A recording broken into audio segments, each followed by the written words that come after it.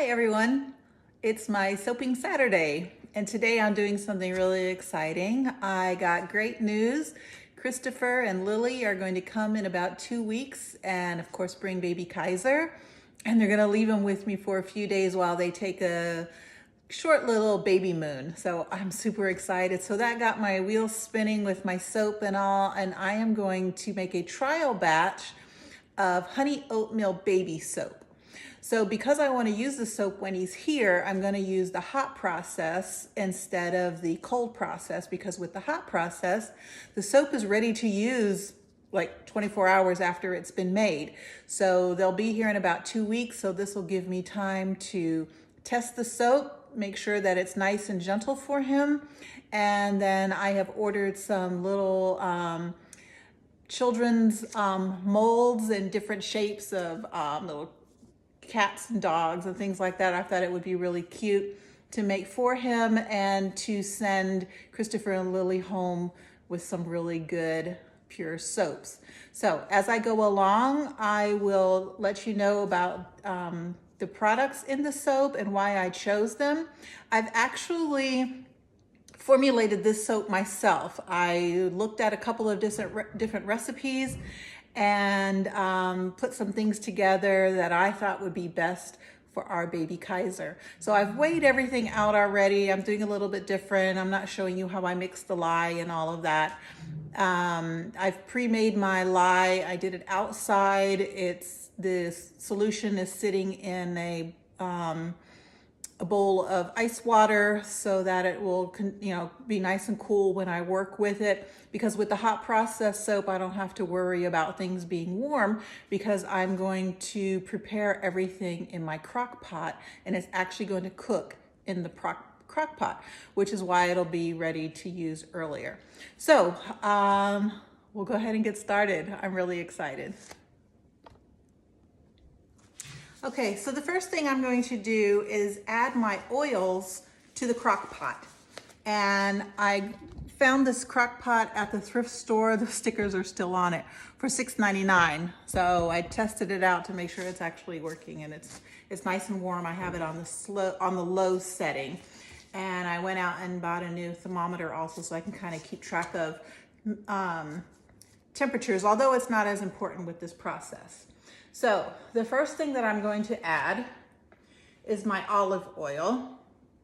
And that is for the saponification, because it really you have to have enough oil to mix with the lye to make soap. So my olive oil is 80% of the oils. And then the next thing I'm adding is castor oil. And castor oil is going to give the soaping the bubbles. So I'm doing 10% castor oil, and that's really thick. So I'm gonna really scrape this out.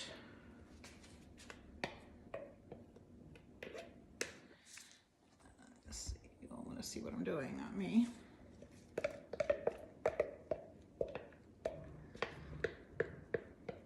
I'm putting this all in my crock pot.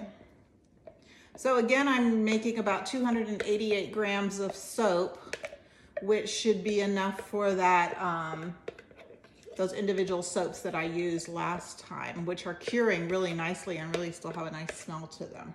And let's see, there's still a little bit of olive oil in here. Let me make sure I get all of it. And the olive oil will also give it a little bit of color. Now, some people will add kaolin clay or some type of Titan oxide, but I'm not using anything other than the oils because I want this to be as pure and gentle for baby Kaiser's skin as possible. So next I'm adding coconut oil. So I thought that really coconut oil was for, to soften the skin and all, but I found out through all of my reading and research that coconut oil is harsh on the skin when you use it in soap. So my percent for coconut oil is only 5%. And but the coconut oil is needed for cleansing. So I use the soap calculator to calculate everything out. And when I left out the almond oil, then it wasn't cleansing at all. So I do want it to have a little bit of cleansing power. So I added the the coconut oil back in. Now I do have some sweet almond oil, but I'm not going to use that until after the cook process, because the sweet almond oil is what's really going to condition the skin and give it that nice, soft, silky feeling to the soap. But I don't want it to be degraded by the cooking process and by the lye process, so I'm going to reserve that for the end. So those are my oils, and because most of them are liquid, there's really not much solid oil in there, it's melting really quickly. As you can see, there's just a little bit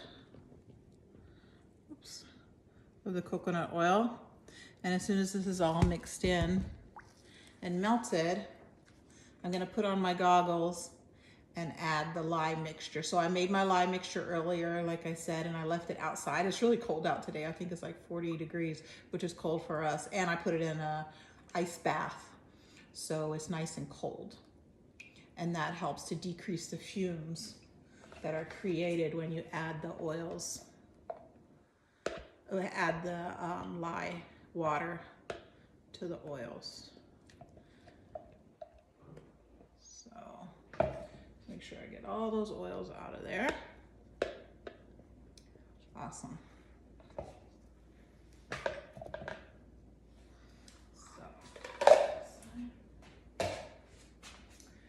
And let me get my lye solution. I have it right here. I am going to put my goggles on just in case it fumes, but it really shouldn't. And I have my gloves and my apron. All right, so let me slowly add this in.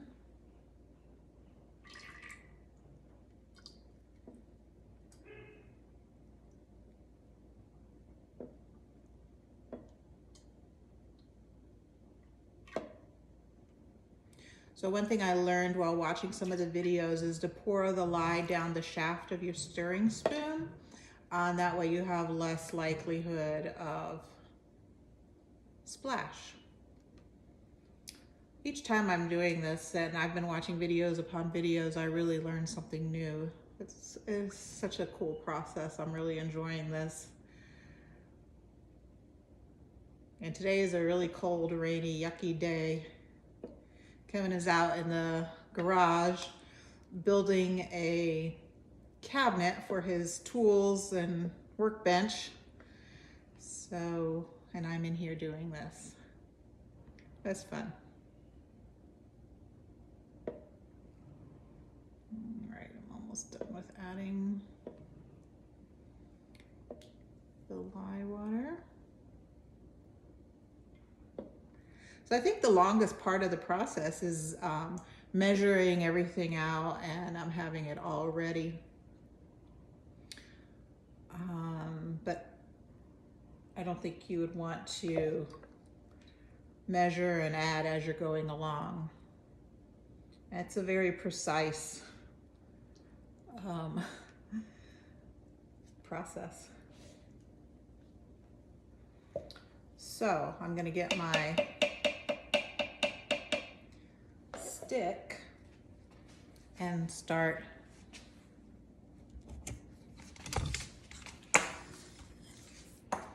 blending for the saponification. All right, there it goes.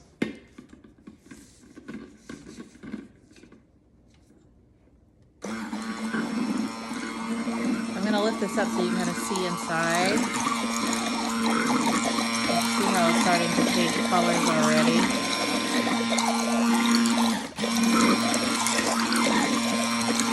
So cool. The chemical process. It's just the coolest thing.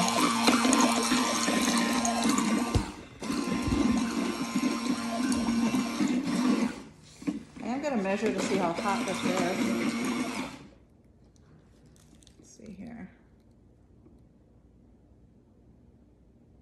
So it's 127 degrees approximately, which is a good working temperature.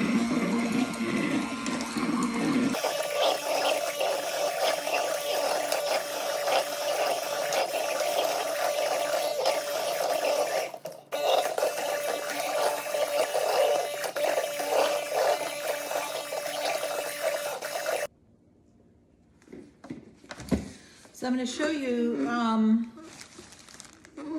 it's really starting to thicken up. It's starting to get to that pudding phase.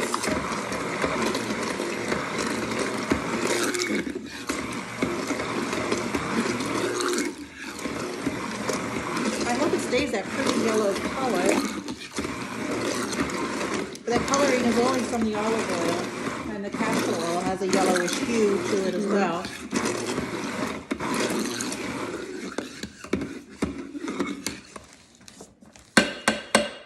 You can see it's really sticking now to the stick, the electric mixing stick. I'm gonna pull some of this off, put this in here, and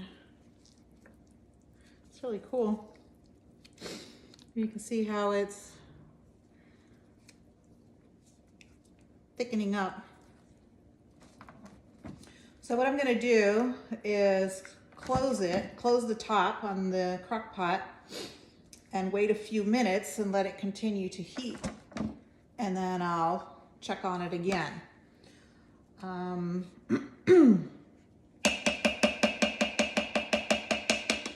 So I'll be right back.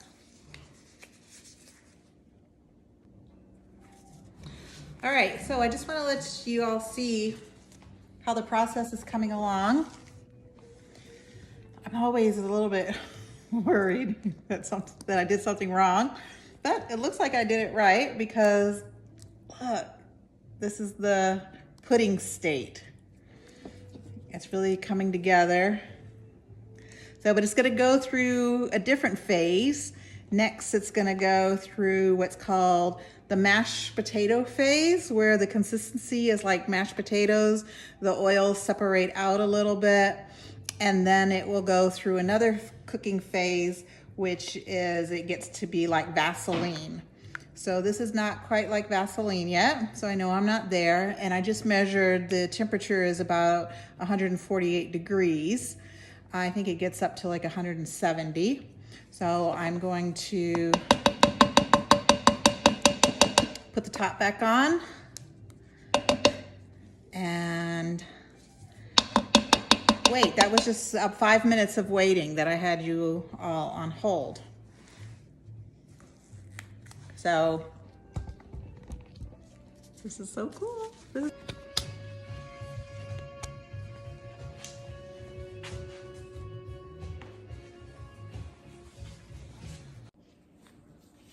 Hi, I'm back. So it's been about 30 minutes and I put the cover on it. This crock pot is nice. It has like a locking cover, I guess, to keep the heat in even more. And I will show you the change. So now it's in that stage that I have heard called like the applesauce, or maybe even mashed potato. Isn't that neat? It's really different now. Can you see that? There you go. Yeah. So it's definitely going through the saponification process, and it's starting to get to that Vaseline consistency. So I'm just going to stir this up some and then wait another 10 minutes, and I think it'll be ready for me to add my additives, which is the honey and the sweet almond oil, and then some colloidal oats. All right, I'll be back. Okay, the soap is down to 148 degrees, so I can add my honey, and I'm using acacia honey, which has some healing properties. antimicrobial properties, anti-inflammatory properties, and then also it smells really nice. So that'll give it a natural scent. All right, this is really stiff. I think I might have let it cook a little bit too long. Well, we'll see. That's why this is a test batch.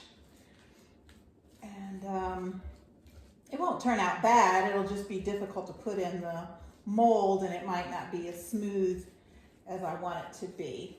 So I'm gonna add my colloidal oats, which is also good for skin, and mix that in really well. It smells good. Honey and oatmeal soap.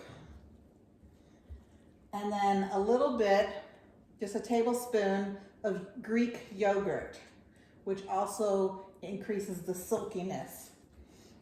And it's also going to cool this soap down a little bit so that I can work with it and get it into the mold.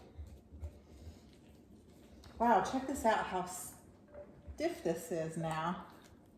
You see that? It's like a lump of clay.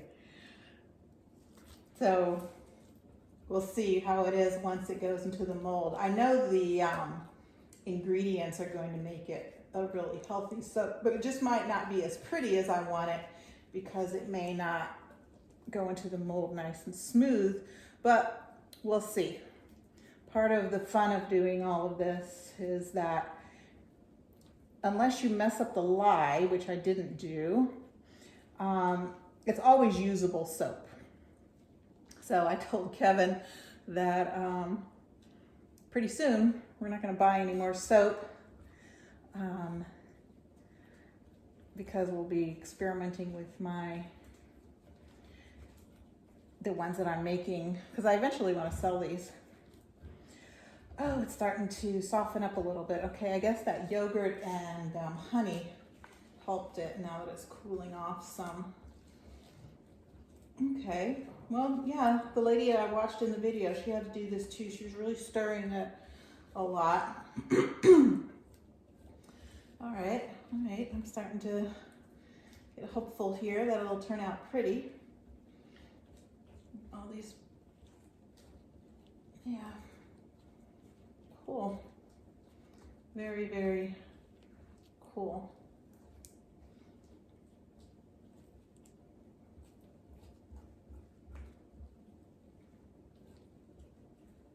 So the workout. My cardio in today. So I had set the timer for 20 minutes to check on it, and 20 minutes went off, and then I went out into the garage to talk to Kevin. And just that quick, it got a little bit too hot. So all the stuff I had read and listened to, they did say, don't walk away from it. What happens if it's a really big batch? It can volcano over and you come back and the soap is all over your counter, which I knew that wasn't gonna happen because it was just such a little bit of soap in this big crock pot. I've actually thought I'm gonna look at the thrift store see if I can find one of those small crock pots for when I want to make these small batches. I think it would be easier to work in it if the crock pot were small, but I don't know. We'll see. All right, I have added all of my ingredients, and let's see, I'm going to go ahead and try to put it in the mold. It's definitely not pouring in the mold. I'll be scooping it in.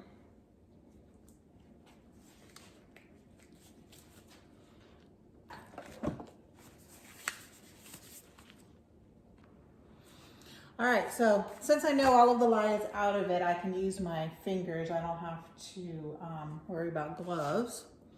Ooh, that is really stiff. Okay, let's see how this works.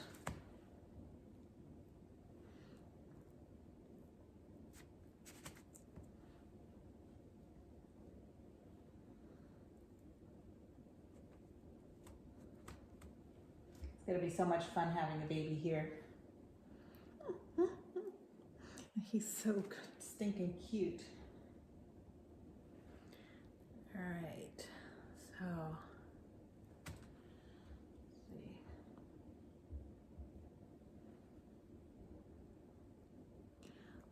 This is actually cool enough for me to handle.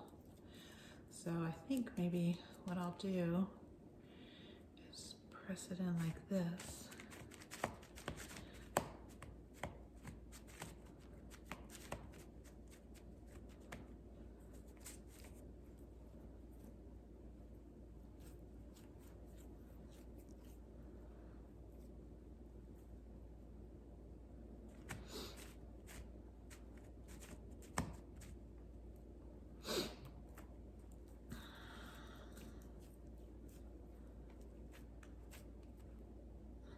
So it feels like pizza dough.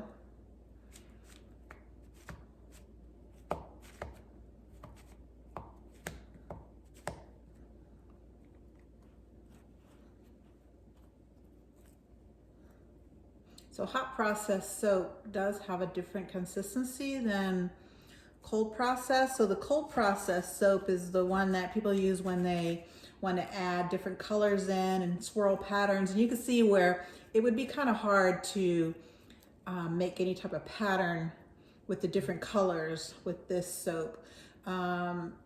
This type of soap, this processed soap looks a little bit more rustic. When it hardens, it's a little duller in color, in appearance. So it just kind of depends on what you like. I like the hot process so far because I can use it right away. But I think if I want to make pretty color swirls and everything, I'll definitely try I'll definitely work with the cold processed soaps. So, but this, and so when I was reading, the acacia honey is also good for acne. So I think maybe my next project will be to make some acne soap for my granddaughters, specifically Deja. She complains of her acne, although I don't think it's that bad, but you know how it is when you're a teenager, you want that smooth skin. So it's in here and I'm going to let it cure overnight. And by tomorrow, I should be able to use it. All right, so I am gonna do one thing. I'm gonna wash my hands. Oops. And let's see if I get suds. Can you see my hands? Yeah, cool. Oh, it feels really cool. Look at that. Soap! I have bubbles. That is so awesome. I am beyond thrilled. Look at this. It just smells clean. I made this. This is just too cool.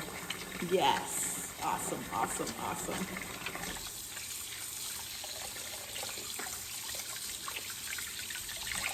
Neat. All right, guys. I will check in tomorrow and we'll take one of these bars out and give it a run. And I do believe I'm going to make this again using my kitty molds. Once they come, they should be here sometime this week. And then by the time baby Kaiser gets here, he'll have his own little personal soaps. All right, bye.